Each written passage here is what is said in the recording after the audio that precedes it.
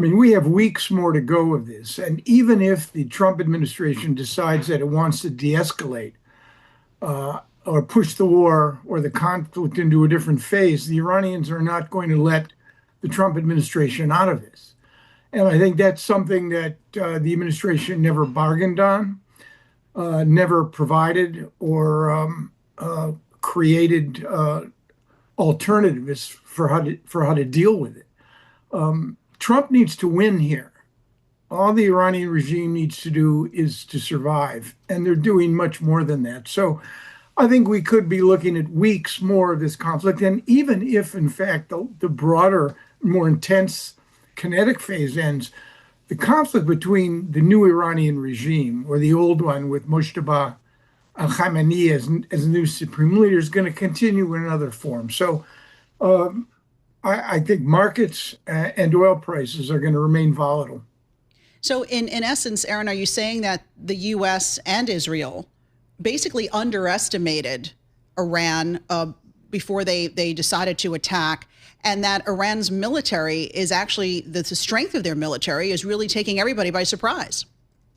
Yeah, I mean, I wouldn't put Israel and the U.S. in the same boat here. I mean, okay. The Israelis are in the neighborhood, right? They're Mars, we're Venus. The implications and costs for Israel, for Benjamin Netanyahu, are not nearly as steep as they are potentially for Donald Trump in the American economy. The fact is, Netanyahu is the winner here. He's cemented his relationship with Trump. He basically has changed the conversation from a fraud issue, Palestinians, to one that the Israeli public is solidly united behind, which is the threat from Iran. No, the Israelis could live with this, quote unquote, for the next several months or even longer.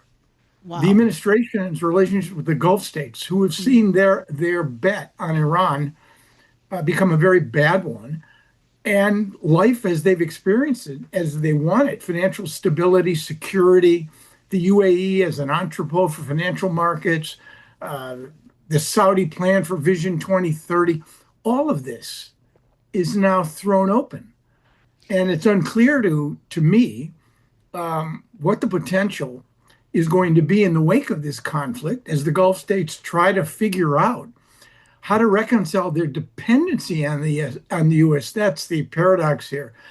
Incredibly dependent on the United States and yet incredibly vulnerable to Iran because geography here is destiny. And speaking of geography, in his comments today, the new supreme leader called out his neighbors. He actually said, our neighbors are our friends.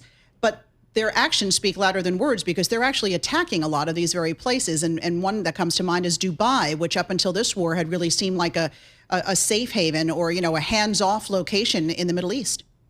Yeah, I mean, I think the line the Iranians are practicing horizontal escalation, right? They can't match the U.S. or Israeli military. U.S. and Israel has escalation dominance by and large. But what they've demonstrated is the vulnerability, not just of the Gulf states, because proximity means vulnerability. They've demonstrated the vulnerability of American military bases. And in fact, I think that is another takeaway weeks and months and years from now. What to do about the 40 to 50,000 American forces, probably now over 50,000, and bases in Bahrain, in the UAE, and in Qatar. They're exceedingly vulnerable to Iranian short-range ballistic missiles and drones.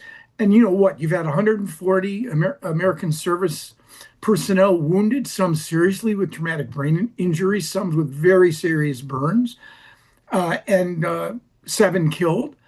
That reality suggests, despite the overwhelming superiority of the American military and all the damage that's been done to Iran's missiles, what remains of its nuclear infrastructure, and command and control and leadership targets, that in fact this horizontal escalation is a winner for Iran.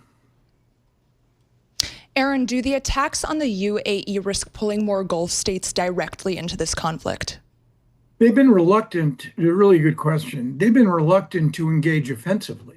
There have been reports I've seen, I don't know whether they've been confirmed, that the Emirates, which according to the Pentagon are the little Sparta, the Emirates have the most competent and qualified military in the Gulf. They were the only partner that the Americans allowed close and intense cooperation, particularly in the year in Afghanistan. I thought I saw reports that the Emirates had actually responded offensively against Iran.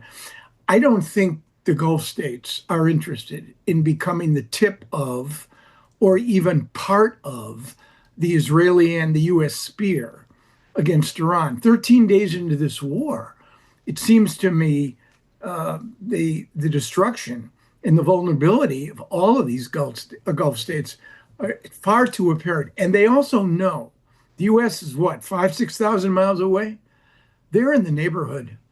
And they're going to have to figure out, as will the Iranians, a set of new relations, I suspect, when in fact the kinetic phase of this, and again, this is not going to end with some neatly packaged package with a bow on it. Right. It'll go into another phase.